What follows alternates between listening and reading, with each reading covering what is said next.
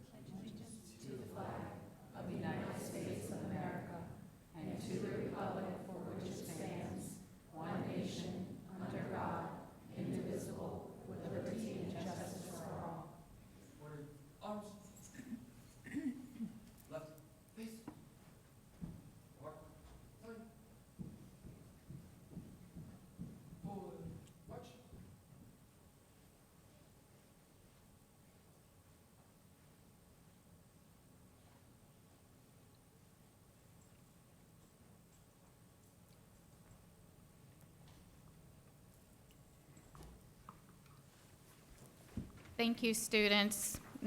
We have such dedicated students, so I'd like to thank them with a round of applause.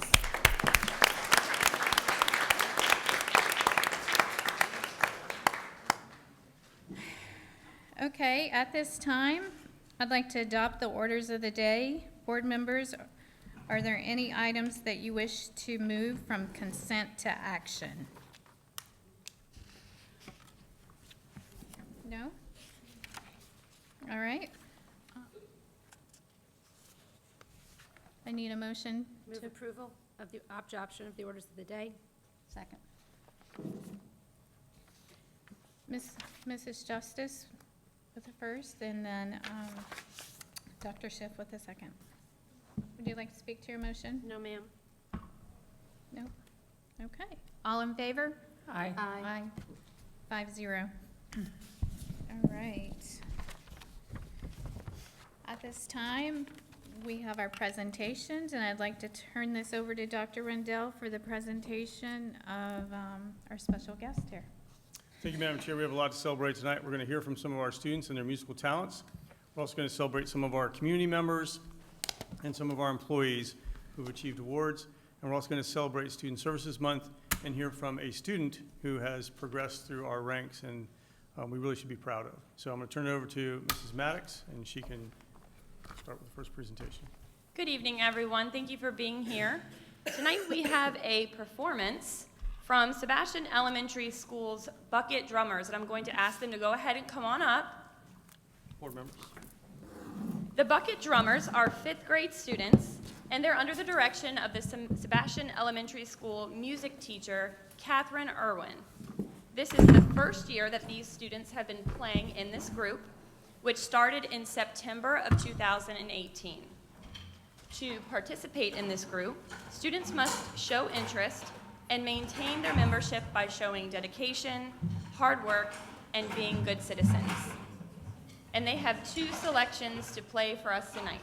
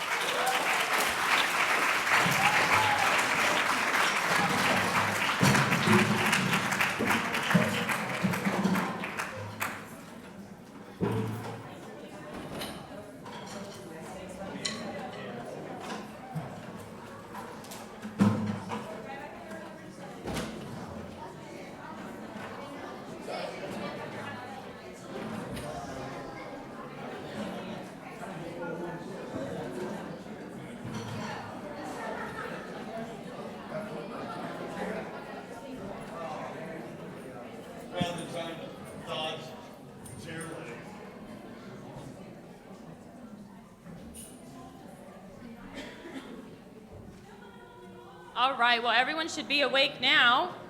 So let's give them just a minute to clear out of the room.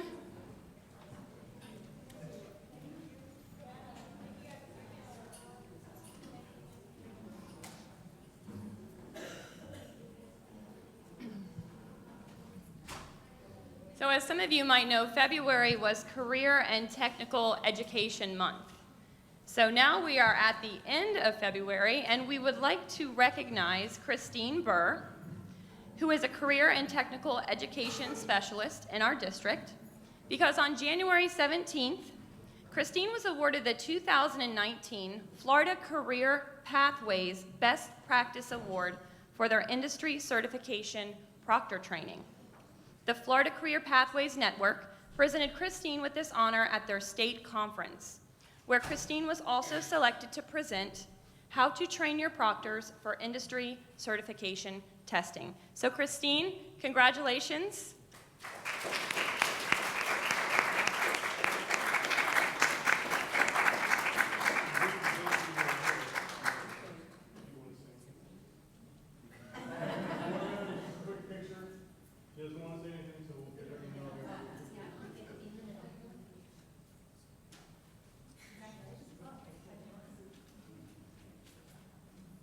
How long have you been with the district? This is my 16th year.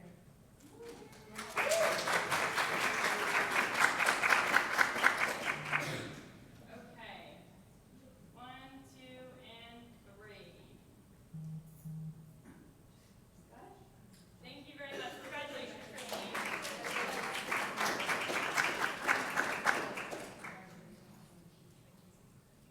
If I could please ask the board members to return to their seats at this time for the next section of our presentations. Our district would like to recognize the week of February 25th through March 1st as Student Services Week. Student services programs are part of the total public education system. Student service professionals work together to assist students in acquiring the knowledge, skills, and competencies needed to master our standards and make well-reasoned and healthy lifelong decisions. Student service professionals have the necessary knowledge, skills, and abilities to reduce barriers that assist classroom teachers, parents, and community agencies in providing a safe and positive learning environment for all children. In our next video, we will be highlighting one of our students, Datney Freeman, and his journey to success, and the people and services that impacted his life throughout his journey.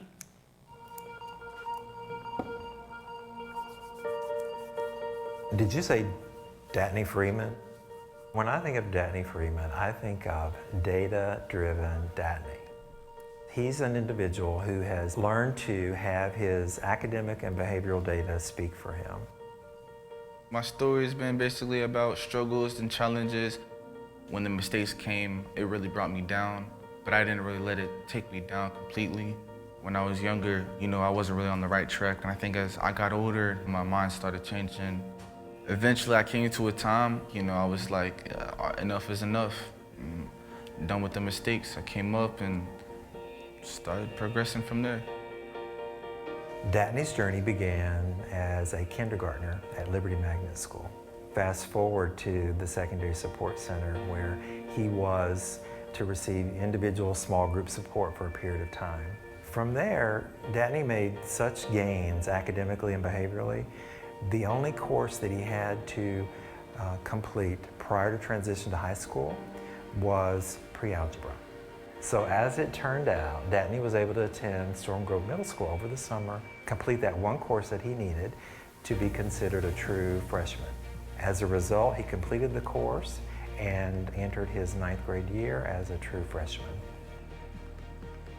The Student Services ESE department has truly met Datney where he is and helped him along that path. The team here at Sebastian River High School has really launched him to another level in his high school career. So they're to be very much commended and are so much appreciated. I'm either in my house knocking out my homework or grinding out athletic skills.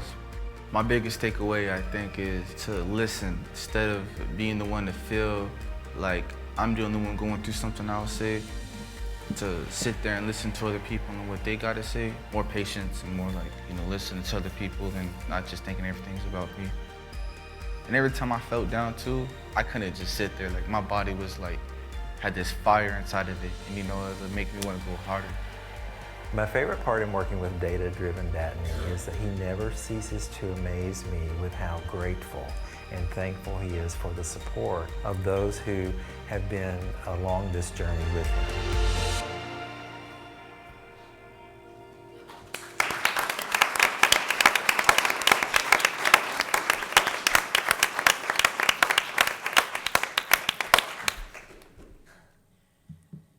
Datney, we are so proud of you, and we're so honored to have you here tonight. And Mom and Sister, I can tell, are so proud of you too. For our next presentation, this includes a proclamation for Student Services Week, and I would like to ask Randy Hunt, our Student Services ESE Program Specialist, to tell you a little more about Datney and continue on with the proclamation. Randy?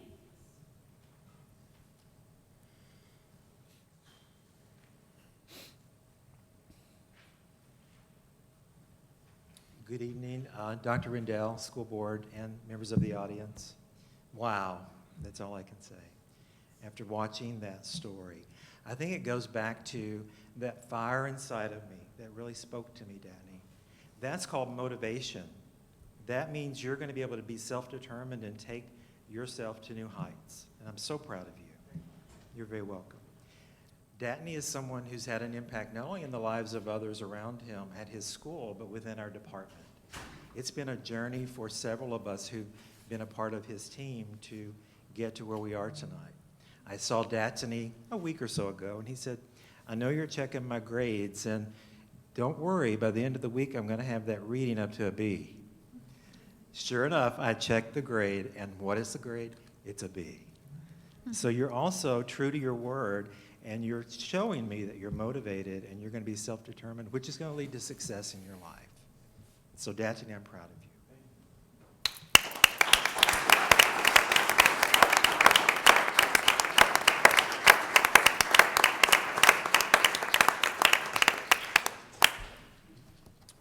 We've invited Datney Freeman and his mom, Dawn Ford, to share in the reading of the Student Services Week proclamation, because it truly has been a partnership and a team approach.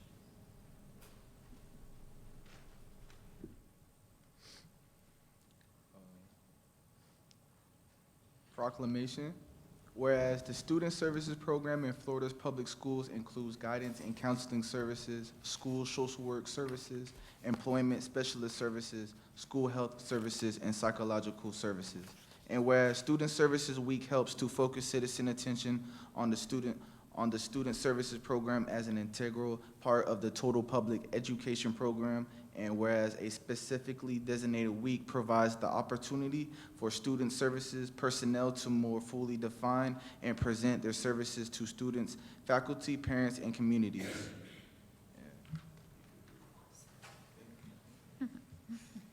Now therefore be it resolved that the School Board of Indian River County, Florida hereby designates February 25th through March 1st, 2019 as Student Services Week and encourages all citizens to become more fully acquainted with the support this program provides to students in Florida's public schools.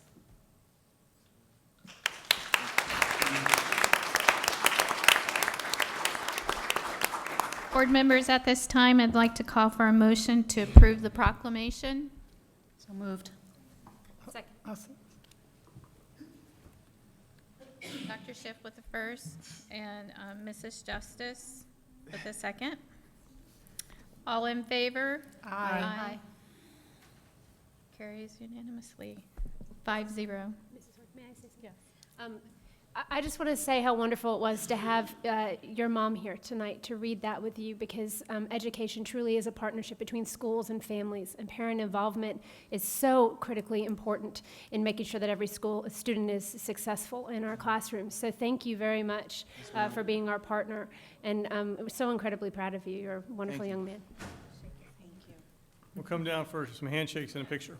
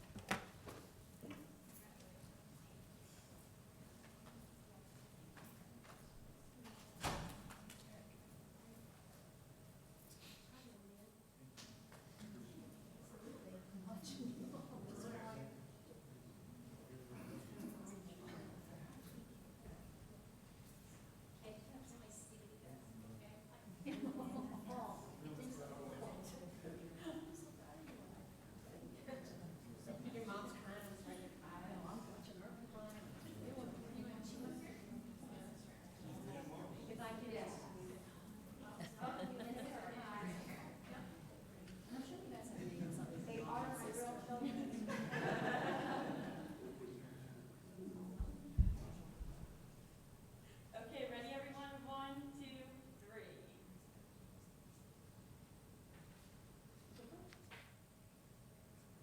One more with Brandy and Heather. Brandy, you're going to be part of this life with people.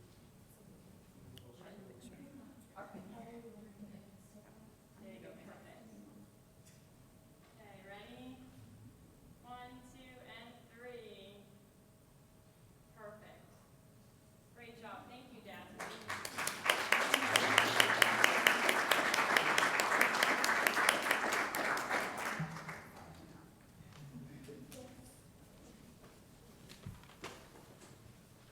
And that concludes our presentation section of the business meeting, but we still have our whole business meeting ahead of us, so please stay.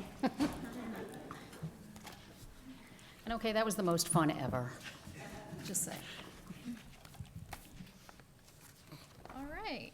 At this time, it's our citizen input portion of the meeting. So I'm going to be calling up, let's see. Start from the bottom. First one is Miss Claudia Wall. And then after Miss Wall, we have, okay, Mr. John Sammartino? Tono?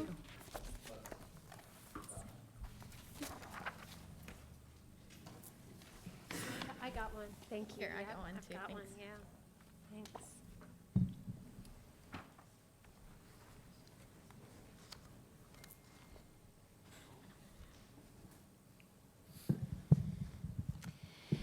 Good evening, school board members. I'm Claudia Wall, a parent and resident of Indian River County for the past 25 years. In 2015, we were promised remarkable gains in student achievement, happy teachers, and satisfied parents by our new superintendent. However, after nearly 4 years in our school district executing his reform agenda, we remain academically stagnant. We are persistently in the bottom tier of coastal school districts throughout the state. I will publicize these documented academic statistics at open sessions in the near future. Dr. Rendell's tenure has been marked by disasters that have impacted the quality of our county's education. However, it appears the board is willing to seek out his contract until June 2020.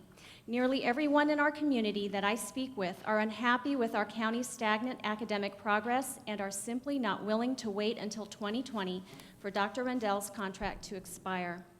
The reality is Indian River County's leap towards the top in Florida requires big change on policies to improve student achievement. Yet built into the infrastructure of our school district has been a bias against change agents, a lack of transparency, and a pattern of unanswered questions while serving as cheerleaders for our broken system of education. Our academic problems have been buried or treated in vague terms with no serious accounting rightfully due the taxpayer, employee, and parent. We are now relying on this new school board to understand why we've performed so poorly as a district and to implement an effective written policy on what actions must be taken to turn our school district around and bring back academic respectability.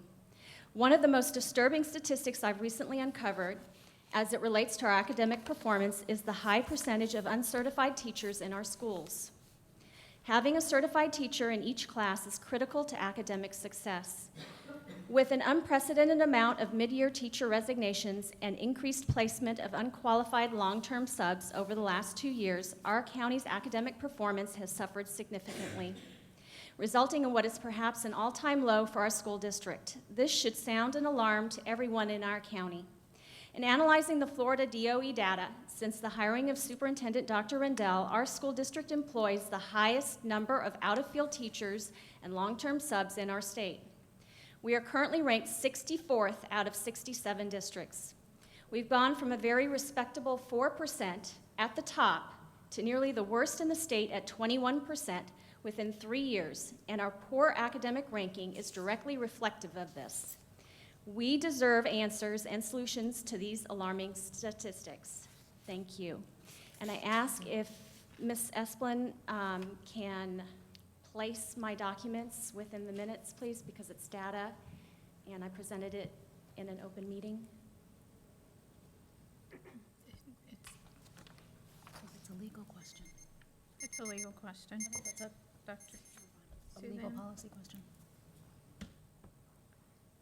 Anything that's passed out to the board is certainly kept with the meeting minutes, but it's not incorporated into the minutes. Okay. Okay. Other than that, we'd have to change board policy. No, ma'am, that's just standard minute preparation. Okay. Thank you. Thank you. Thank you. All right. So you'll have to correct me on, okay. And then after, up next is Mrs. Cannon. I can say that. All right, good evening, board, good evening, faculty, staff. I have never met Dr. Rendell. I've read a lot about him. The only thing I can say with our last speaker is this. The suggestion that poor academic success and poor academic ranking comes strictly from superintendents and principals, in my opinion, being a parent, is false because it takes parents at home and programs like Mr. Hunt's to bring successful students up. So if we don't have the parental structure at home, I guess I'm defending you a little bit, Dr. Rendell. We're not going to have academic success, period, in my opinion. Now, the reason why I'm actually here, school safety. I'm here to shed some light on a few experiences that I had over the last 4 weeks. And I'm going to shed some light on this probably because faculty and board doesn't know that it's happening. So I'm here to let you know it's happening. I want to be very discreet with the specifics, because if the wrong ears are hearing this, I don't want the wrong ears to act on this. So I did email everybody on the board this morning those specifics and details. If you want to take a look at your inboxes later on, you'll know which schools I'm talking about. You'll know what time of day I'm talking about. Also, Dr. Rendell and Mr. Teskey, you've got the same email in your inbox too. Now, the few experiences that I encountered, everybody should be concerned about. January 16th, myself and 5 other parents openly walked into a middle school. The front door was wide open. We were able to wander around the hallways, lockers to the left, bathrooms to the right, cafeteria in front of us, small group of what I think was students in the cafeteria, and we were able to aimlessly wander around the hallways until we got to our final destination. February 7th, my son's 5th grade annual play. I'm usually late at these things, and I happened to be late at this particular one. Actually, I think I was right on time. Anyway, so be it. I walk into campus. I walk right through a wide open gate that is supposed to be closed. I opened up the cafeteria door, and in front of me were about 200 parents looking at the whole 5th grade class on stage. Not one faculty member did I walk by. No one knew I walked through that wide open gate and opened up that cafeteria door. A little disturbing. Talk about soft targets, okay? 250 people in a cafeteria, not one faculty with a walkie-talkie to know that I'm coming. Hey, there's more. February 15th, a different middle school. We got a basketball game with my son's team. We walk right into a wide open gate. We play the basketball game. We walk out of the wide open gate, okay? If I wanted to spend the night in bushes that night at that school, I could have. So I know that we put a lot of emphasis on school safety. We've got senior resources officers at every school now, and that's great, and I'm glad we are. But the notion that our schools are safe between 8:30 and 3:30, what about the rest of the day? Now, in those emails that I sent all of you, I have some simple suggestions, some ideas that I'd like you all to consider. I've already reached out to the Vero Beach Police Department. They're willing to help on that. And I just really hope that you all take a serious look at that, because what's the good of having a senior resource officer during school hours when the rest of the day it's wide open? Thank you very much. Thank you very much. I'll be looking forward to Thank hearing you. from a couple of you at least. And Thank you. Unfortunately, I've not read the email, but I definitely, thank you. Thank you.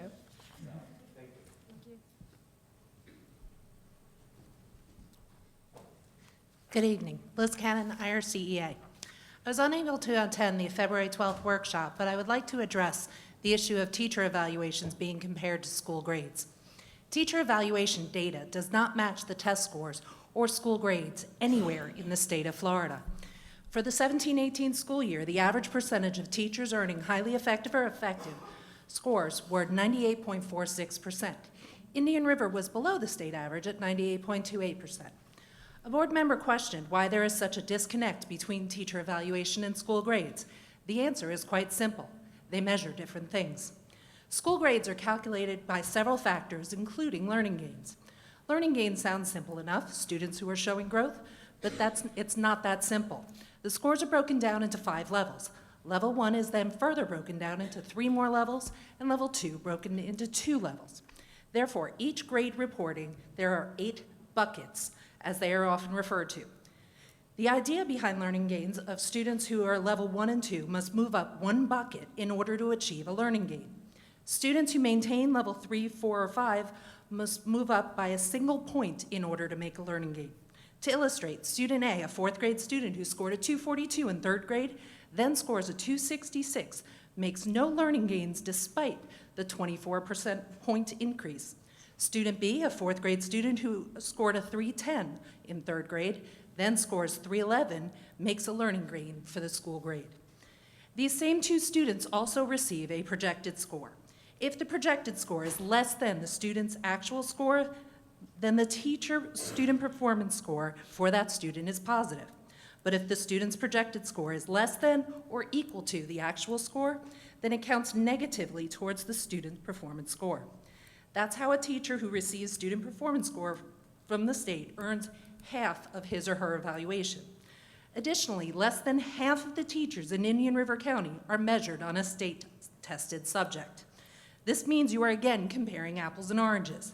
The students might very well be performing outstandingly in music performance assessments, presidential fitness tests, or collaboratively designed, locally created assessments, but these never show in the school grade. They are used in teacher evaluations. Therefore, claiming our schools are ineffective is wrong.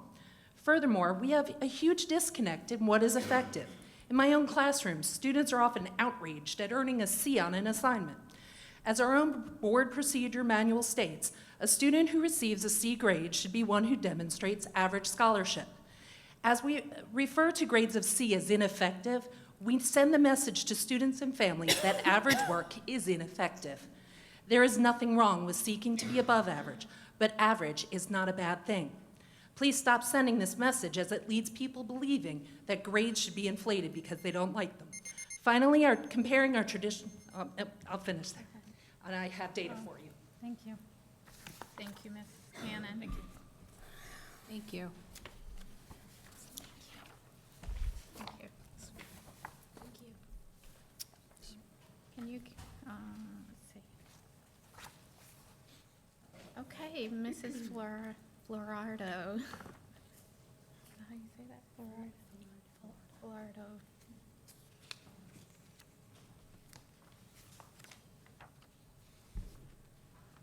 Hi, good evening. I'm Cynthia Filardo. I'm the Chief Executive Officer of the Education Foundation of Indian River County, and I'm just here to say thank you and share some good news. For 27 years, the Education Foundation has collaborated with the school district to open doors to student success. And one of our shining examples of how we work well to meet the strategic goals of our district and those data-driven goals for our students is through a program called Step Into Kindergarten. And STEP stands for Summer Transition Enrichment Program. And I just have to give a shout out to Karen Mallitz, my partner in crime of federal programs, who we've worked with very closely. And a special thank you to our community funders, the Children's Services Advisory Council, Johns Island Community Service League, United Way, the Jay Goen Foundation, and the Quail Valley Charities. So the program is a 29-day bridge program for children who have completed the voluntary pre-K program and will be entering kindergarten in the fall.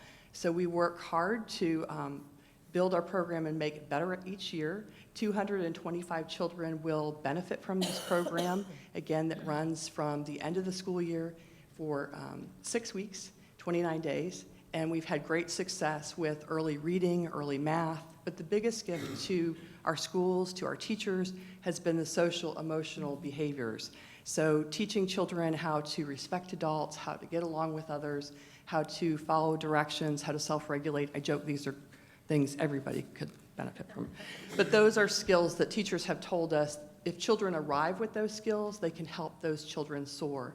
And through our collaboration, we've added parent academies, we have added a STEAM component, which has literature and other things, and we've also had a way to build student libraries. So it's built a very strong homeschool relationship with these families, and we hope that families who are watching right now can sign up. They can go to the district website to sign up, and this supports the MCAN Moonshot Community Action Network goal of extended learning opportunities, which has earned our Community a Pacesetter Award. So I say thank you to Dr. Rendell and to school board members in the community for supporting us on our effort to support our youngest learners. So thank you.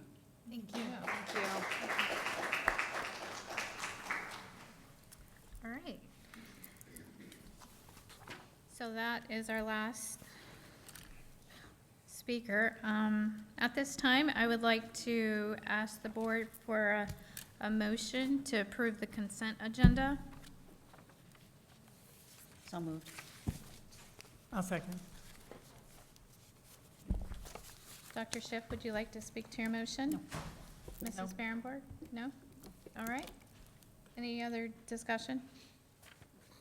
Okay. Yes, ma'am, I'm sorry. I just want to highlight the donation. I'm sorry, I didn't, I didn't see that, I'm sorry. Yeah, that's I fine. apologize.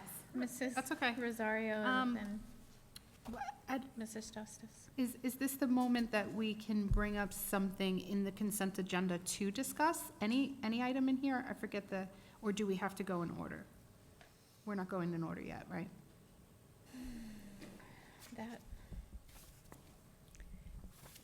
All the items on the consent agenda are under one motion at this moment, so if there's a piece of something that you would like to discuss, now would be the time to do it. Okay, thank you. Yes, I wanted to talk about the administrative employment, the personnel recommendations. It's on our amended personnel recommendations. It's number 7. Human Resources Director of Employee and Labor Relations pending background clearance. I talked to Dr. Rendell about this very, very, very briefly. But in thinking about where we are financially, I'm not quite sure this is the right time to fill that position.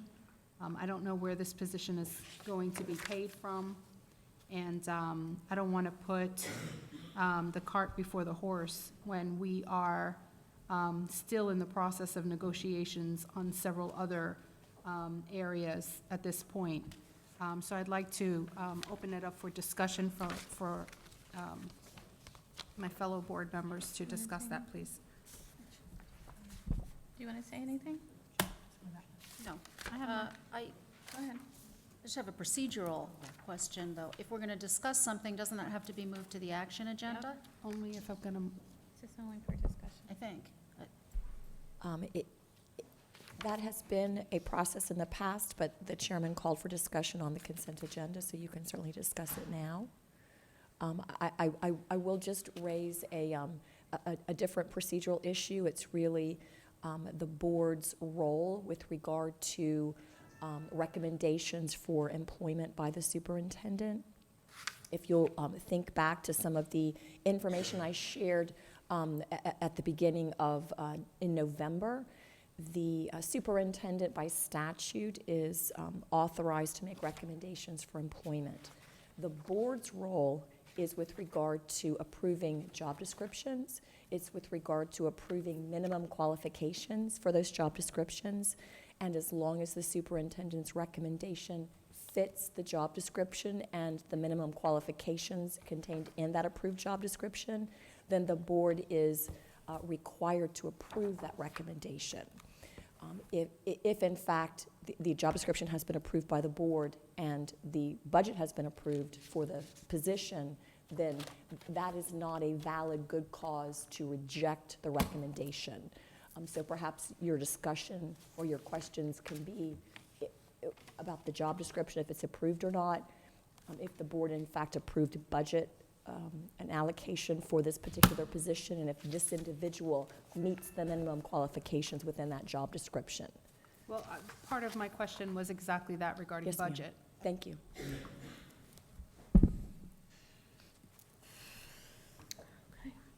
Did you speak with Dr. Rendell ahead of time on this, or no? On the budget item, no, because it was very brief. We were in a, it was actually towards the end of our meeting, but not on the budget part, but I'm talking with, we're talking now. Mm-hmm. Go ahead. Thank you.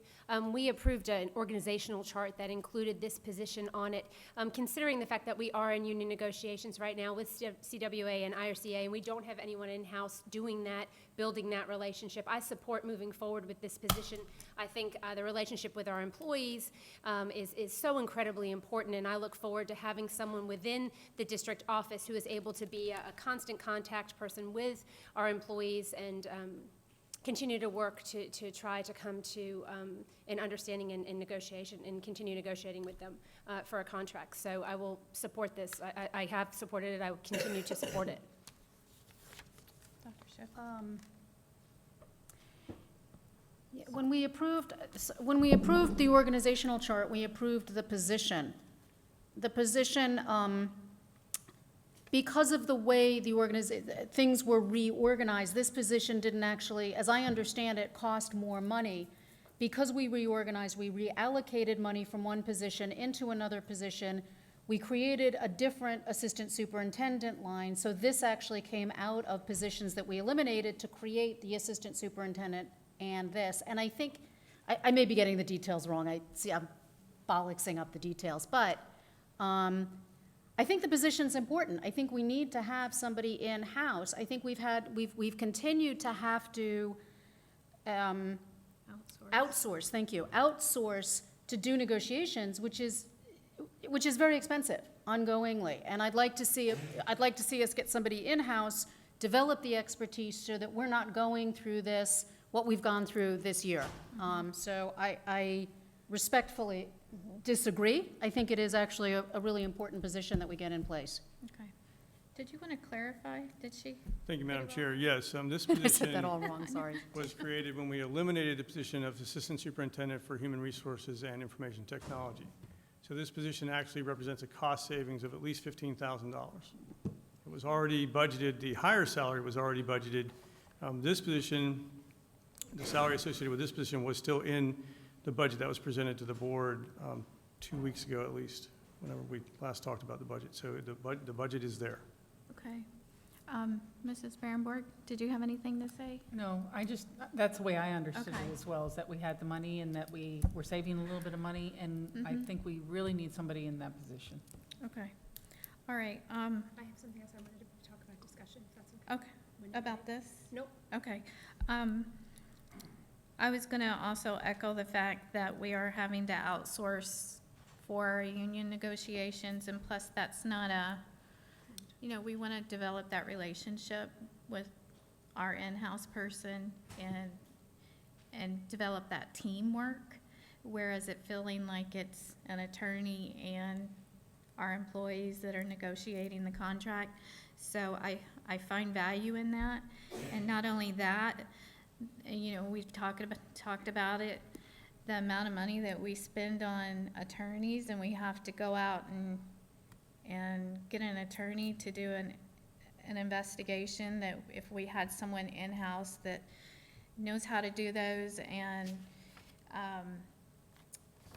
that's another cost savings. I mean, every time we approve an attorney to go forward on an investigation, that seems like it's automatically $50,000. So we have 2 or 3 investigations a year. It's pretty well pays for itself, and we all know that we do have 2 to 3, 4 or 5 investigations a year. So I just think it's money well spent. But I do appreciate the fact that you are looking at how how to save money and how to be thinking about finding money so that we can pass that on to our employees. So I do appreciate you bringing that up tonight. It doesn't seem like there's consensus. No, that, I understand. Did you want I- to wrap it up with? No, yeah, I mean, I absolutely agree with regard to the elimination of outsourcing, especially with regard to human resources concerns, because it's a big thing. Right now, we only have one person doing the investigations in-house rather than, having someone of this, a director in this position. No, that wasn't the concern. My concern was that in hindsight, after thinking about it, I was wondering if this is the right time. If right now is the right time to fill the position, not that the position isn't needed. And so I wanted to open it up to discussion because of all of the other concerns that we have had. Okay, well, thank you. Thank you for bringing it up. All right. Thank you, Mrs. Zork. Just a big thank you to the Navy League for supporting the NJROTC program at Sebastian River High School. We are very appreciative of our community partners, and they have donated $1,000 to benefit to work with that program. We are lucky enough that they come and do the orders of the day for us. It's an incredible program that they have at Sebastian River High School. And just thank you again to our community partners. It may be on the consent agenda, but it is not unappreciated or overlooked. All right. All right, so we have a motion and a second. I need, all in favor? Aye. Aye. Any opposed? No. 5-0. Did we have the person here that you No, wanted? she's coming from Okay. out of state, so she's Okay. in transition. All right, thank you. Right word? Something like that.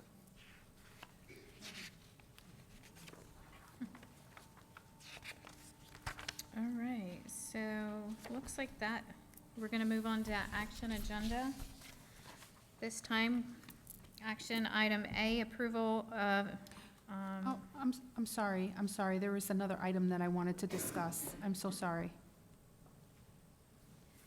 Can we go back? why don't we, Voted on that already. why don't we, since we've already voted, if you wanna discuss it, we'll. Yeah, there were some during the- changes to the ELL plan that you all need to know. All right, during discussion, Okay. do it then, All okay? right, okay. All right. Approval invocation Florida contract. Dr. Rendell, do you care to explain the item? Is the video ready to play? I think a video or they say a picture paints 1,000 words. I think we'd like to watch this video real quick about the action item A.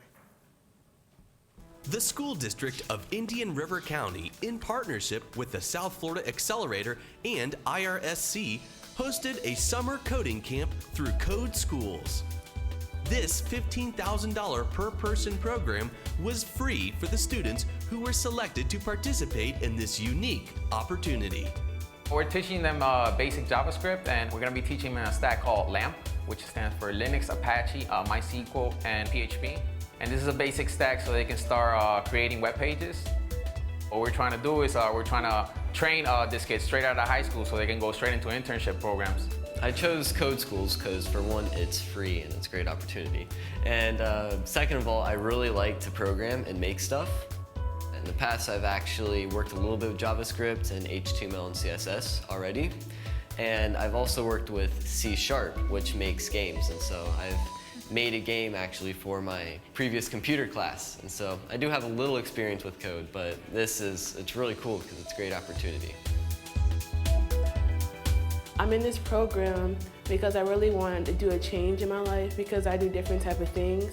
In the cosmetology field, you don't really know what looks good on you, so you're just going by chance. But with coding, I'm able to develop a software where I can take a picture of my face and then scroll through and put what's on me to see if I really like it before I go and do it. I think the major thing for me with taking up like 8 weeks out of my summer for this code camp is just knowing how to do JavaScript, how to do HTML and CSS, and knowing how to do PHP, which is server side. I feel like it would be a lot easier for me to get job opportunities with that if I already knew how to do that. whatever you want to do, go into it right away. Don't hold back. Don't be scared to fail. A lot of people, when they're going into programming, they don't want to type something wrong. They don't want to break anything. And this whole thing is about breaking stuff, about creating. It's about creating, destroying, and updating everything. So I would say go in there and have fun and play around with your programs. That's what they're for. At the end of the summer coding camp, students will leave with certificates, internship opportunities, and the skills necessary to take on 21st century careers. Thank you to the South Florida Accelerator, IRSC, and Code Schools for investing in our students and their futures. So board members and members of the audience, that video is about our Code Schools camp last summer. So it was an 8-week-long coding camp, 8 hours a day, 5 days a week for 8 weeks. 24 students gave up their summer to do that. It was free for them. They learned state-of-the-art coding language, and they left there with certificates and knowledge that can get them a pretty good paying job right away, even while they're still in high school. Several of them were actually hired by Code Schools to do some side work for them during the year. This coding camp was a true partnership with IRSC. They offered us the room, the computers, and everything free of charge, and a partnership with the South Florida Accelerator because they gave some grant money to Code Schools. And it was free to our kids because we used some money from our discretionary property tax millage. I want to thank the voters for that. 2 years ago, when we went out to ask them for renewal of that discretionary property tax millage, we said it was for teachers, technology, and training. So vocational technical training. So this is the epitome of vocational technical training, especially in the 21st century coding. So those 24 students benefited. I see that Dr. Peggy Jones is in the audience tonight. She was the executive director of secondary programs last year who actually made this partnership happen. So this was, her project to end the year last summer, so I know she's very proud of it. And Dr. Parandozzi, who's our executive director of secondary programs this year, is shepherding this project too. So we're asking the board for approval for us to enter into a contract with Code Schools to offer a coding camp this summer again for 24 students. The cost is $48,575. It's coming from the discretionary property tax millage training portion. So we're just asking for your approval to offer this for our students this summer. All right, need a motion for approval? I make a motion. Second. Mrs. Rosario with a motion and then Mrs. Justice with a second. I'll get to you. Mrs. Rosario, would you like to speak to your motion? I just think it's a wonderful opportunity. Many people know that I homeschool, and I'm counting down the days for when I can, because homeschool families have an opportunity to enroll their children in extracurricular activities with the school district. So I'm counting down the days when my son is at that age and he can join the Code School. It's an exciting opportunity for the kids, and I love that we can offer it to them. And I love that we can do it at the college campus. Thank you. Yeah, Dr. Jones is here. Thank you, Dr. Jones, for bringing this and pursuing this last year, and thank you, Dr. Parandozzi, for continuing this. I can't think of a better way to spend those technology and training, the training millage dollars. It's lovely, and I know that you, Dr. Rendell, spoke about a gentleman, Griffin. I'm forgetting his last name. You remember his Wagner. Griffin Wagner, who has utilized some of the skills that he learned last year in his science fair project. So just really a full circle moment for us as a school district to see that happening in that way. So wonderful. Thank you. Do you have a son? I'm gonna let her, then you can go. I just had a question. It doesn't say in here, is there an age of the kids? Is it juniors and seniors? Is it all high school students? Targeted juniors and seniors. Okay, is that it? Mrs. Barrenborn? Yes, I had a question, because $48,500 out of our millage, and I want to make sure that we're having equal opportunity. So it's juniors and seniors, but how do students know how to apply for this? We went to both high schools last year and advertised this opportunity extensively. At first, we were looking for rising seniors only, and we didn't get a lot of like half the seats were filled, so then we opened it up to rising juniors, and that's where we filled the rest of the seats. And is it only for students at Vero Beach High School, River High School? We opened it up to the two traditional high schools and the charter high school. I imagine homeschool students would be able to take part in it as well. It's, you know, we're offering it. Last year, we filled the 24 seats exactly, correct, Dr. Jones? You know, if we were prepared to have a waiting list and a lottery. We didn't get that last year, but this year, since 24 students participated in it last year and several of them have already been talking about it all year this year, I imagine we might have to go to a lottery. Okay, so I'm all for spending money on kids. I just want to make sure that we were being equitable and we were really getting kids that really need this out there that might be excited about it. So, thank you. Okay. So when will we open this up to the students? Last year, we started taking applications, I believe, in April. Is that right, Dr. Jones? April or May? Maybe even, okay, March. Soon. Would Dr. Jones like to come up and talk about the program? Yes, everybody in the back saying yes. We haven't seen you in a while, so come on up. See, poor Dr. Jones, I read about this happening in Broward 2 summers ago. Yeah. So I said, hey, I have an idea. And I asked her to make it happen. I just witnessed this firsthand, and I'm so glad there's probably going to be a waiting list this year. There was some research out there about what people will need soon in their jobs, and it's coding. I think most of you know that. And what was neat is students who were really interested in the computer were coming, and those who really didn't know anything. And when we took it out to the high schools, we had the people from Innovation Florida come in, and they said, you don't have to know anything. So we had kids starting from scratch and then developing their programs and their websites and so forth. But as one of you said, this is truly for students, and this is really forward-thinking, and I really appreciate the support as a community member. Thank you. Thank you. Thank you. Thank you. All right. So, any more discussion? No? All in favor? Aye. Absolutely. Any opposed? Nope. 5-0. Just clarification, that's coming out of technology money. Training. Discretionary property tax millage, the portion going to vocational technical training. Okay. All right, moving on to B, approval renew agreement of SDIRC number 3-0-2018 JC RFQ for civil engineering services. Dr. Rendell. Thank you, Madam Chair. In action item B, we're seeking approval to renew an agreement for a period of 1 year with Carter Associates Incorporated, CWT Engineering LLC, Masteller and Moeller Incorporated, MBV Engineering Incorporated, and Schulke, Biddle, and Stoddard LLC. The estimated annual expenditure is $275,000. The new contract period is February 27th, 2019 through February 26th, 2020. All of the money associated with this comes out of the capital portion of our funding, so this is already in the capital budget. All right, need a motion for approval? Move approval. Mrs. Justice? Mrs. Rosario? With a second? Mrs. Justice? No, ma'am. Mrs. No, ma'am. Rosario?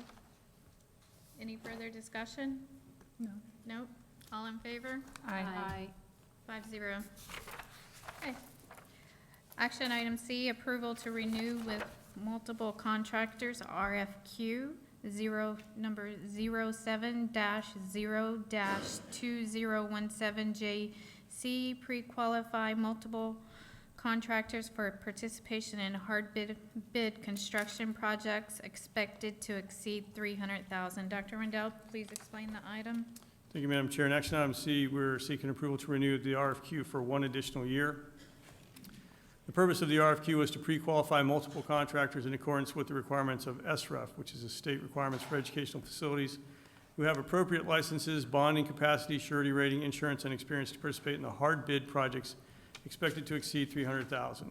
Renewal packages were sent to 14 contractors that the board approved on February 27th of 2018.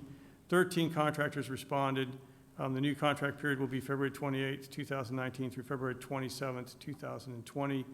Again, all of these projects will come out of the capital fund budget when they're approved. Okay. Need a motion for approval? Move approval. Second. Mrs. Justice with the motion, and then Mrs. Barrenborg with the second. Mrs. Justice? No? No, ma'am. No, ma'am. Any discussion? No? Okay. All in favor? Aye. Any opposed?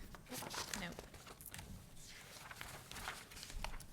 Action item D, approval to renew agreement for SDIRC number 14-0-2018 RFP for roof repair and maintenance. Dr. Rendell. Roof repair and maintenance in Florida is a constant project. So in action item D, we're seeking approval to renew an agreement for a period of 1 year with Advanced Roofing Incorporated as the primary award and Crowther Roofing and Sheet Metal of Florida and High Tech Roofing and Sheet Metal Incorporated as the two alternate awards. The estimated annual expenditure is $200,000. The new contract period is February 27, 2019 through February 26, 2020. Again, this comes out of the capital fund budget, and this is to have a pool of roofers available to work on projects. Okay, need a motion for approval? Make a motion. Mrs. Barrenborg? Okay, Mrs. Justice? Mrs. Barrenborg, would you like to? No. Thank you.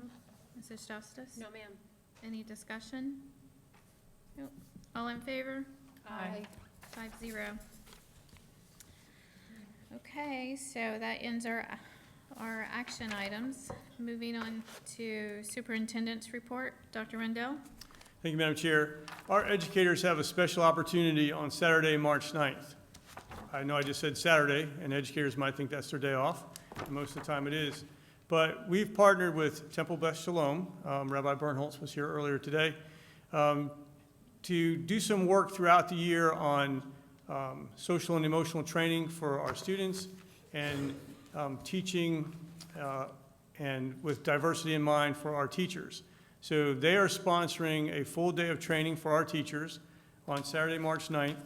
It's actually called Teaching Social Justice 101.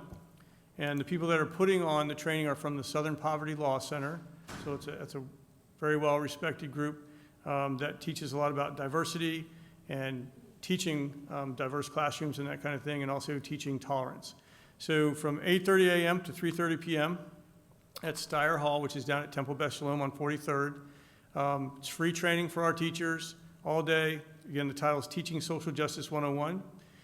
If there's a teacher out there that wants more information, they can go to their principal and ask for the flyer. The principals all got the flyer in an email Monday. It's also posted on our website. So this is a great partnership we have with one of our local community agencies. And it's not a religious deal or anything like that. It's training about, teaching people with, from diverse backgrounds.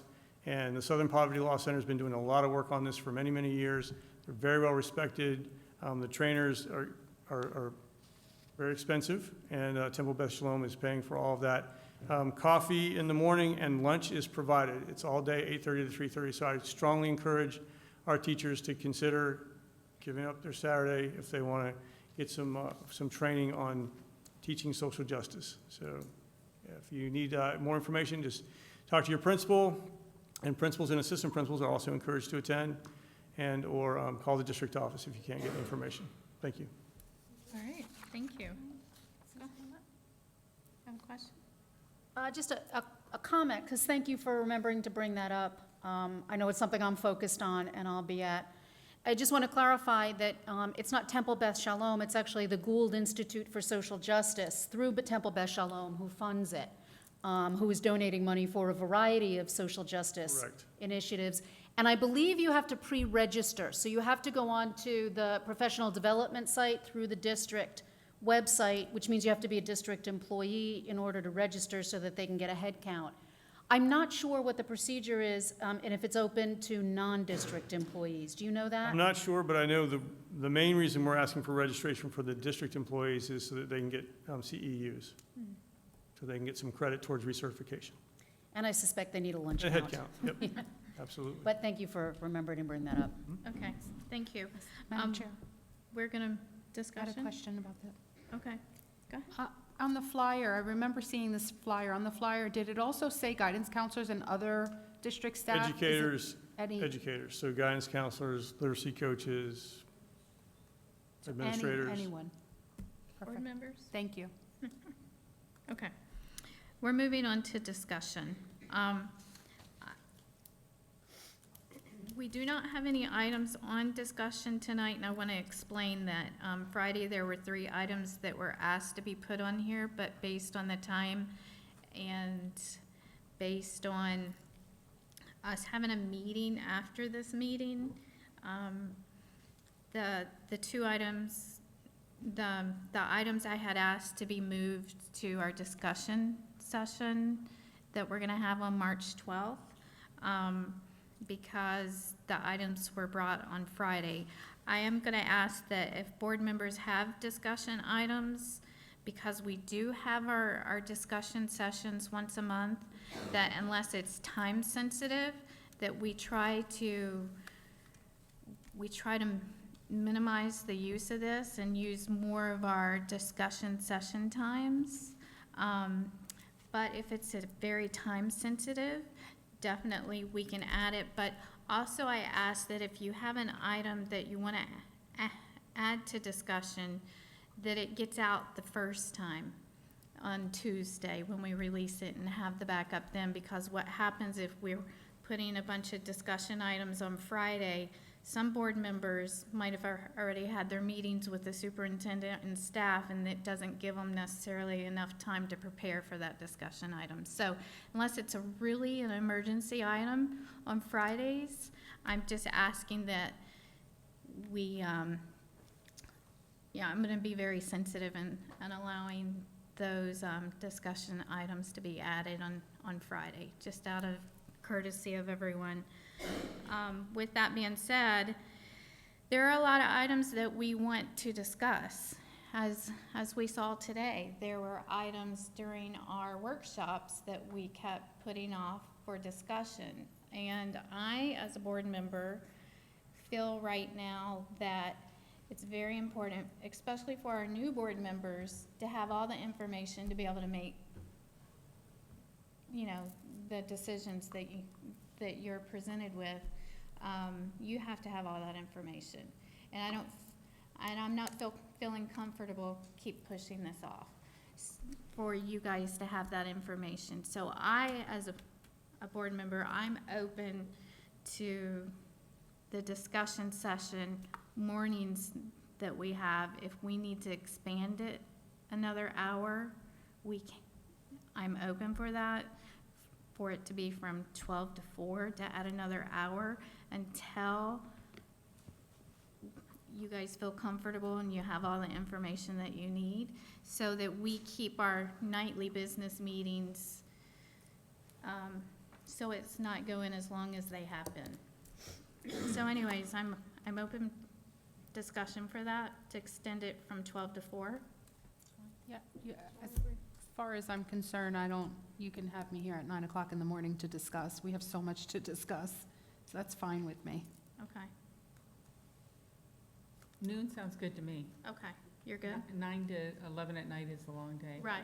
Noon, yeah, I can be Okay, here. that's what I'm hoping, that we can utilize our mornings more efficiently versus being here because we're starting our days around 9 o'clock in the morning, and then we're going until about 11 o'clock at night in case there's people watching.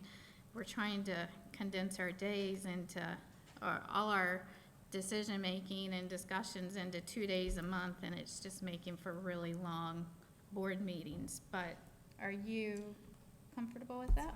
Okay. Completely comfortable with that. Okay. Totally support it.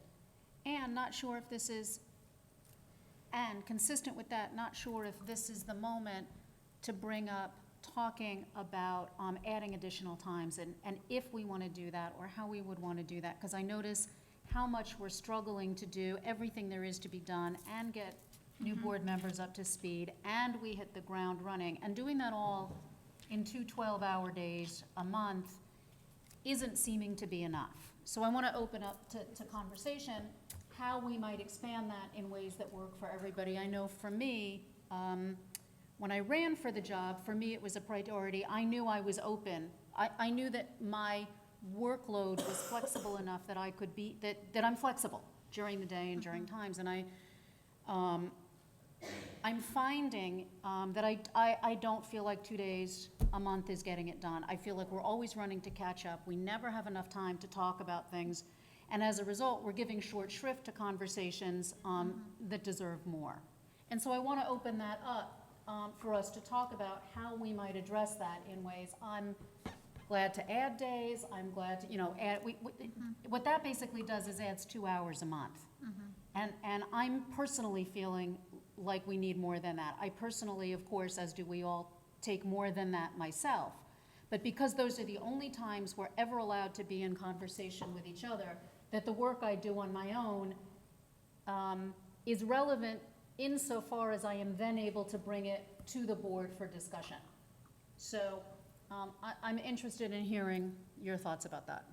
Mrs. Justice, did you have? I think that's an excellent thing to discuss in a discussion session. Well, we're in a discussion session right now, so let's discuss it. So I would like, I think that is a good thing to discuss. I'd like to see if that was one of your discussion items that you brought during discussion so that we could have a conversation about it. I'd be happy to discuss it then. Madam Chair, We're just kicking the can. Yeah, I'm Madam ready to.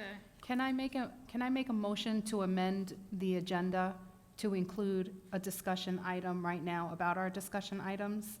We I mean, don't do we need to have do to make that. it that formal? You don't, no, we don't have to. Oh, okay, good. But, This, go ahead. okay, this is crunch time for teachers right now. And for me to take more days off during the day right now during testing crunch time is really, really tough for my personal schedule. I'm flexible for evenings, weekends, spring break. I will do whatever. I put in a lot of hours outside of this because I get my questions answered ahead of time. I don't ask a lot of questions in the meeting unless they're point blank that I just didn't get the clarification after hearing something one of you said. And that point is really, well taken as far as that goes. I just think that, if I have a question, I have a concern, I pick up the phone and I call, or I come in, and he meets with me at night. So I appreciate that, Dr. Rendell. But I also know that there are times that we have to discuss, and I think that we also start to get into a rhythm, and we're getting there. I felt it today, we're getting more of a rhythm. And I think if we were able to hold our questions, write them down, and then at the end of the discussion, if your question wasn't already answered, half the time I'm writing my questions down, I'm putting a line through them because they're already answered by the time I'm to the end point. So I think once we get into that rhythm, we'll be better. I also know that we have a lot of things coming up. A lot of those things were on our agenda that Dr. Rendell brought forth that we didn't even know about. I didn't know 2 of the items today that were, that we didn't even get to talk about today. So I don't know how important they are for us to take care of now, whether or not they're urgent, we need to add a day, or whether or not we can say, let's add more time later, like in June or extra meeting or whatever. Go ahead. I'm having a slightly different experience. So I didn't feel today, I agree that we are gonna hit our stride, and I agree that it's gonna take a while to get there. But today we had a packed agenda. I reviewed everything before we got there, and in reviewing it, really wondered how we were gonna get through all of it, because I knew on some of the things I had lots of questions. I presume other people have questions that in addition to mine on other things. And we still had to knock 2 things out, and we still ran over by an hour. So I don't feel like, today, I don't feel like today met the mark. There were a lot of things that were on the superintendent's workshop, which he told us he put on there because they keep getting put off and they keep getting put off, so they all landed today. And then they're still put off because we didn't get to them. So I feel like there's a lot of catch-up to do. Like you, like everybody else, I'm doing a lot of the other work too. But I'm doing that work in a vacuum because we can't make decisions or bring things to conversation unless we're all together. And even if we're individually talking to the superintendent or anybody else in the district, it's a conversation. I don't know what conversations you're having. You don't know what conversations I'm having. And I benefit from your conversations, and I hope that you benefit from mine. And in the conversations we have with the superintendent, because these are public meetings, while I might have had my questions answered, I'm aware that there are other people who have the same questions that aren't answered. So even if I already know the answer, I may also want to voice it here, and that takes time as well. So I'm having a slightly different experience. You know, I respect your experience, but I'm having a different one. And I'm feeling like no matter how much work I'm putting in outside of this, my work, because we are a five-member board who only has authority as the five of us, the time we spend together is really critical. Oh, I agree, but I'm just saying right now is crunch time for me for schools. And I'm still an active teacher in the school. And I value that experience because it leads a lot to what I do here. And so I think taking away from during the day, I don't mind doing that for our meetings. I planned on doing that for our meetings, but adding more and more and more, we keep doing that. And I'm concerned right now, from now until testing time, I'm concerned about that. I just am. For the next 2 months, I'm very concerned about that. Yeah, by no means do I want your students to suffer, Thank because I you. don't think they should. Thank you. On the other hand, I don't want our students to suffer either. Nope, so You know, weekends, nights, spring break, I'm all for it. And, I'll work for those of us who midnight. still have children at home, nights are a little more difficult. We have children at home, you know, weekends I can do those occasionally, but I kind of feel like we got to get somewhere with this. You know, this isn't the first time we've had the conversation. And we kind of get to the same point every time with, who can do what when. So, Mrs. Rosario? I'm pretty flexible. Tuesdays are really, really good for me. I could be here every Tuesday, day or night. I can make it work. With all due respect, I completely understand your situation. I know how hard it is for you, especially even the commuting and the traveling. But again, with all due respect, all we need is quorum. Quota? Well, we're not Is that voting right? on anything during discussion, Yeah. so. And maybe if we were to add an extra day, if it were a time where you weren't able to make it, maybe you can watch it. I don't know. I don't know if there's going to be an easy answer. It would be great if we could all be present. But I don't know at this point if we're going to be able to do that. I think that at some point, someone's going to have to make an administrative decision and move forward, because I agree with Dr. Schiff on this. It's very difficult. I have a couple of things that I know are time sensitive, not emergencies, but they are time sensitive. It will take time for us to get through, and we're never going to get through it by the time something needs to be done. One of those items is Dr. Rendell's, timeline of evaluation, and that's right around the corner. And if we can't get through a quarter of what we're supposed to get through, how are we going to be able to discuss that item, which is critical to discuss? and if I could add, we're heading into budget season. And if there's anything I don't want to give short shrift to, it's the budget. I'm in agreement that Tuesdays, it seems like everybody during the day has time on Tuesday. Mrs. Berenborg, what I'm hearing is, I took today off. I mean, I came in Right. this morning, so. but, And I've done that several times now. Right. I think sometimes we get a little long-winded in our discussion where we could just run it like a business meeting and let's go. And I think that's why we're spending so many hours, is I think that there's a lot of discussion that we're setting policy, we're not telling the superintendent the nitty-gritty of every day how to do his job. I think, our job is to set policy and oversee what's happening with him. And I think we're getting into some areas that we probably shouldn't venture into sometimes. And I think as new board members, we're still trying to feel that out. I get that. But I also think that if we keep to the straight and narrow and keep it like a business meeting and move on and do your homework ahead of time and everything, I don't think we'll need hours and hours and hours and hours to do all this.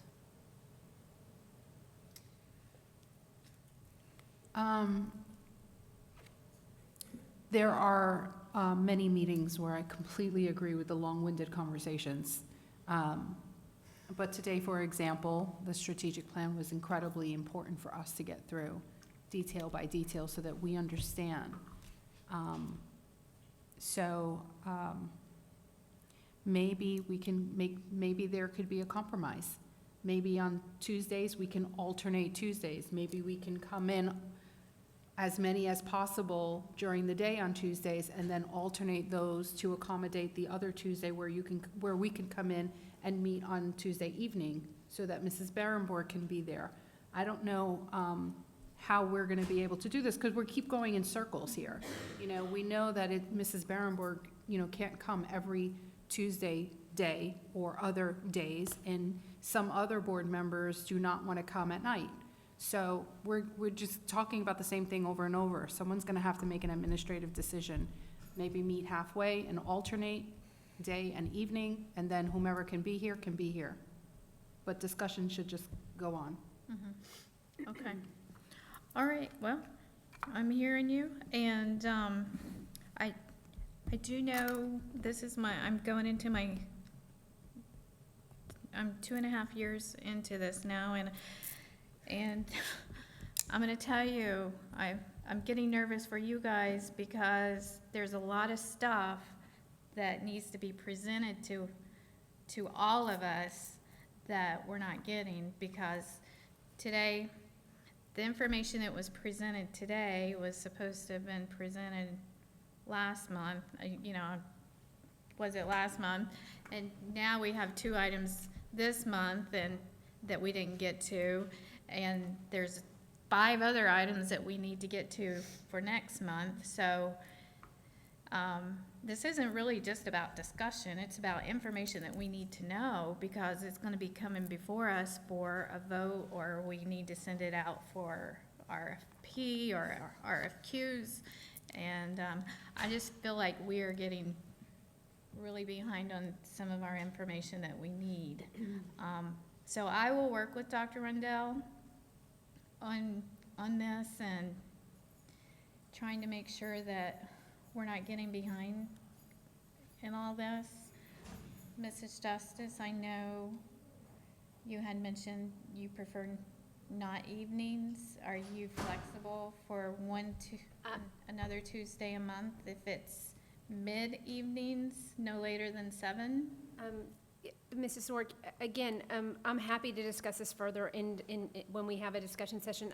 I am and everyone has kind of given I'm a stay-at-home mom for the most part. That is my full-time job. I have 4 children that are 13 and under. So my work starts when they come home from school. In fact, my work happens while they're in school because I am a partner in their education. So first and foremost in my life is my faith and my family. So while Mrs. Berenborg speaks about her students and as her children, and I totally respect the fact that that is her job, my job also is equally as important. So I have expressed before the fact that when possible, for things like spring break, which I'd like to spend with my children who are off school, we are planning on visiting some family out of state, or weekends when my husband is home from work and we're able to be together as a family, or nighttime when I read to my children, I tuck them into bed. I'm not there to do that tonight, and that affects them in a lot of different ways. I've said before, when I ran, I unpack a lot of backpacks every day. It's the reason why I sit in this seat. So I am willing to make myself available during the week, however I can, and if occasionally we need to have a meeting at nighttime, I will make that work in the best way possible for my family. But do know, when I'm not home and my children are home, my children are not functioning in the best way that they can. My family is not functioning in the best way they can, and that is the priority to me as a human being. So I just ask that you're mindful of my commitment to my family as a parent.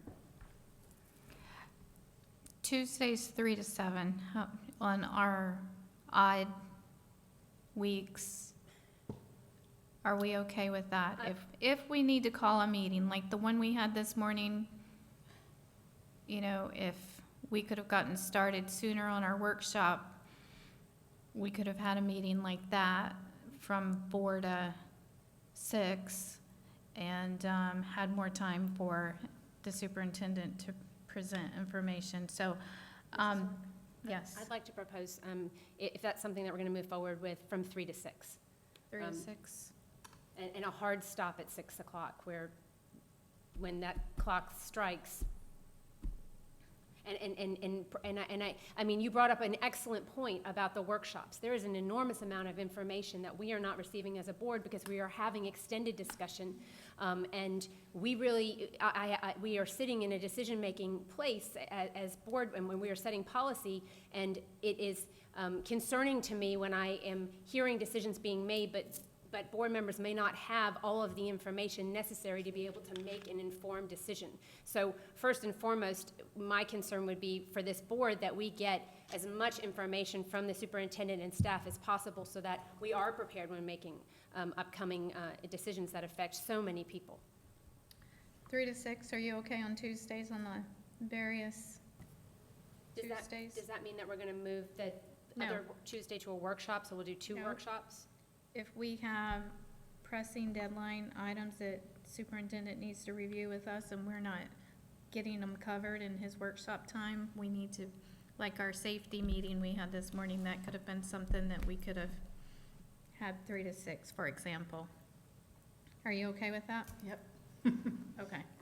No, there's no meetings that I have in mind, but that's something that the superintendent knows that we can use those times. Okay? I'm fine with that. I just want to say that by the end of August, I won't be because my teaching schedule moves to those Tuesdays. So I'm Okay. good till the end of August with that. All right. All right, with that being said, Mrs. Rosario, during consent, there was an item that you meant to pull to talk about. Yes, thank you. I completely apologize to my board members, my fellow board members on that. It just skipped my mind, or my page.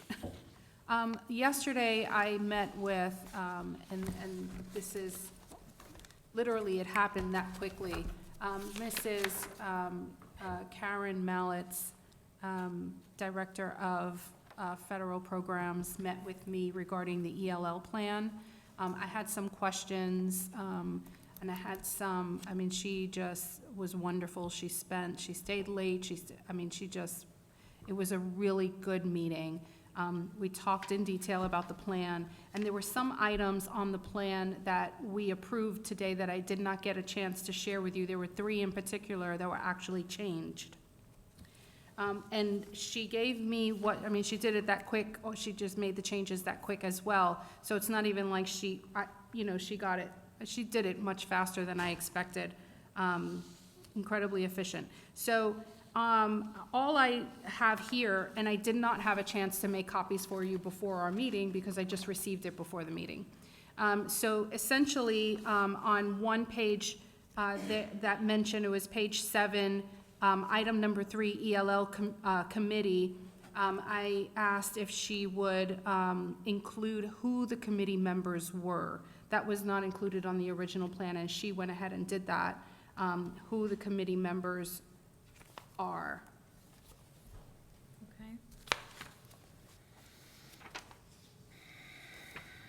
And then on page 14, there is a link in the policy, in the plan that you have.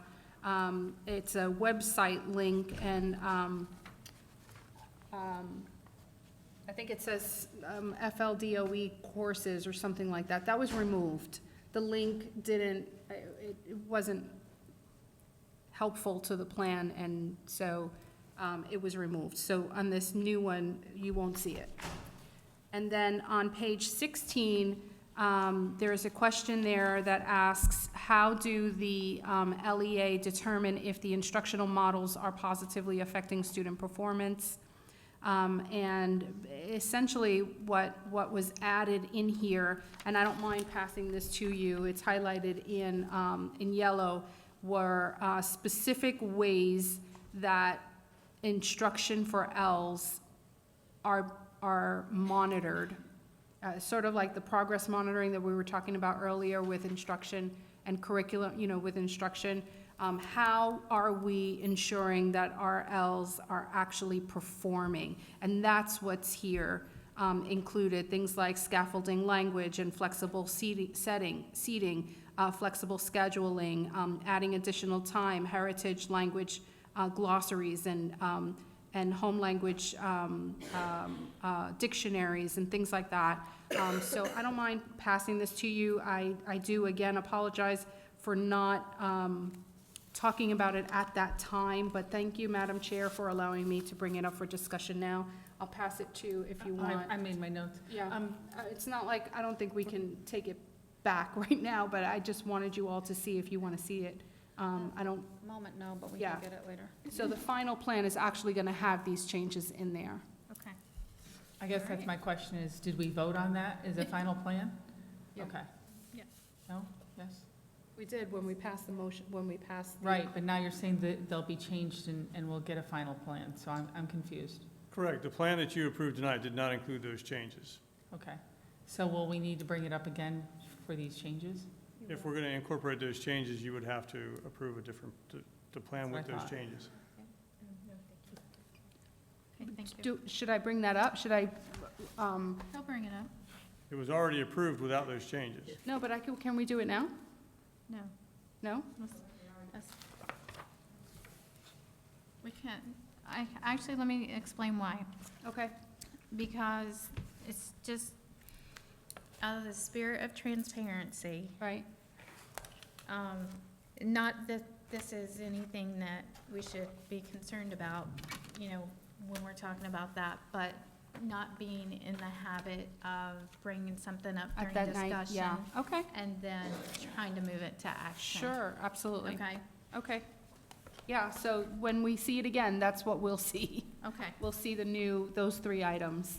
So I do apologize for not bringing it up before. It's Okay. my fault. I No, apologize. but I appreciate the conversation.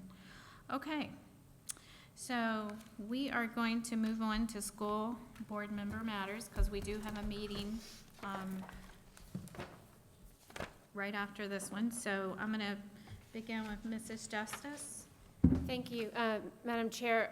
The gentleman that spoke earlier this evening, a parent, brought up some excellent points. I have checked in my inbox and do not see the email, so I will follow up with him. I hope we will follow up with him. Perhaps it's in the junk mail and I wasn't able to look there. And occasionally that does unfortunately happen. We did have an executive session this morning to discuss school safety and security, and we're not able to discuss a lot of the different things that we discussed in that meeting. It is a closed session with law enforcement. I do want to say, however, that Mr. Sammartino brought up a great point, which was, and highlighted the fact that parents are our partners in the safety and security of the schools. So knowing the information, knowing where the schools are so that we can make improvements is so incredibly important. And I'm just glad to have a parent come and speak to us and let us know what's going on and give us the opportunity to be able to fix those things and make our schools as safe as possible. So that was it. Mrs. Filardo spoke as well and just highlighted Step Into Kindergarten. If you haven't had the opportunity to visit Step Into Kindergarten classrooms before in the summertime, it's a pretty incredible experience. Students get to actually work with some of the teachers that they may have coming into kindergarten. It's a wonderful, wonderful program, and I'm just so thankful that we have it here in Indian River County, and I know that it is a labor of love. And I know we highlight this a lot, but it makes a big difference for our students that are coming into kindergarten. So thank you for that. That is it tonight, Mrs. Sork. Thank you. I appreciate it. Dr. Schiff?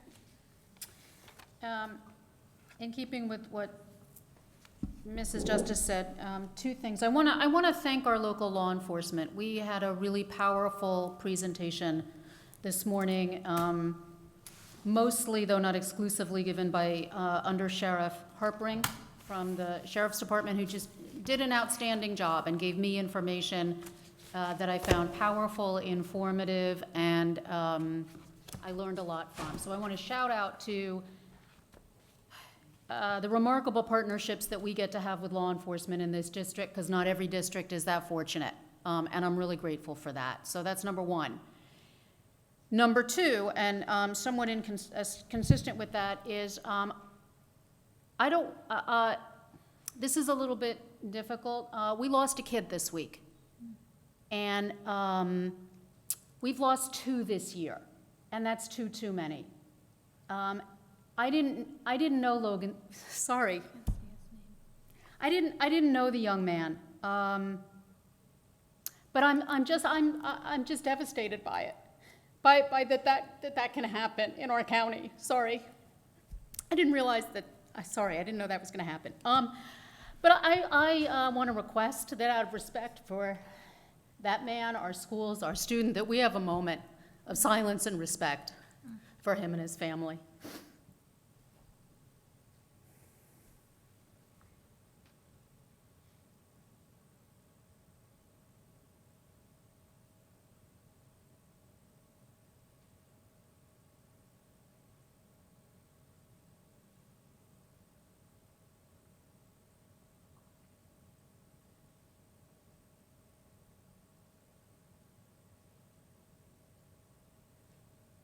Thank you. That's it for me. Thank you. Sorry, No, didn't realize that was right there. no, I'm good. Thank you. Okay. I'm glad you brought that up as well. I was very concerned about his family, and it's very concerning when we lose a young child. They're still children when they're under 18. So I'd like to say, thank you for that. I appreciate that. Thank you to all our donors that give all the time, not just tonight, but in lots of different ways, our Ed Foundation, but also local businesses that partner with our schools and organizations. I don't know how many times I've been invited to go eat a burrito or a taco or wherever, and I appreciate that. I'd like to thank VBE and Principal Emerson for inviting us to see and having an author come to the school, the author of the book Whisper, and what was the new book, The Change? Game Yes. changer. And I didn't get to hear, I came in at the tail end because I was running from school. And it was just nice to see, though, the room filled with all our teachers that stayed after school to listen to an author. And also, I'd like to say thank you to Rosewood. I appreciate you very much for bringing your staff over and having them as well participate. So it was great to see teachers gathering, 2 schools gathering. And so thank you for bringing in authors. That was wonderful. Okay. Mrs. Rosario, you sure? Yes, I'm sure. Okay. Thank you. Thank you. I was able, over the last couple of weeks, I attended an Affordable Housing Committee meeting, which was very interesting. The fact that this committee had not met in 3 years. And I was able to work with Dr. Rendell, and he was able to get me some timely data so I could give to the presenters at that workshop to show that affordable housing in Indian River County for our employees is a problem, especially when we're looking at recruiting and hiring teachers and staff from outside to come into Indian River County. Housing is a problem, so it was refreshing to listen to the stakeholders in the room. There was about 50 various stakeholders, and in the next meetings coming up, I will have Nancy send out that invite, and it's just, for me personally, I'm very happy that the county commission pulled this committee back together. Again, I want to thank you to our sheriff and Mr. Chief Harpering. Under Sheriff Harpering. It was a very powerful presentation that he did present today, and I appreciate the Sheriff's Office for reaching out to us, and the chiefs of police from around the county for being there and giving up their time to come and speak to us. And had fantastic week with the cultures and arts here in town. Mary Poppins at Vero Beach High School was fantastic. And then Lion King, Glendale Elementary, the partnership that school has been able to develop with Riverside Theater is amazing. So I appreciate all the work of the teachers and staff for putting that together. And just another great week of work with our teachers and our staff and our principals and assistant principals. So I appreciate everyone's work over the past couple of weeks. And with that, we are going to move on to, let's see, superintendent's closing. No closing, Madam Chair. No? Okay. All right. Call this meeting at 7:40.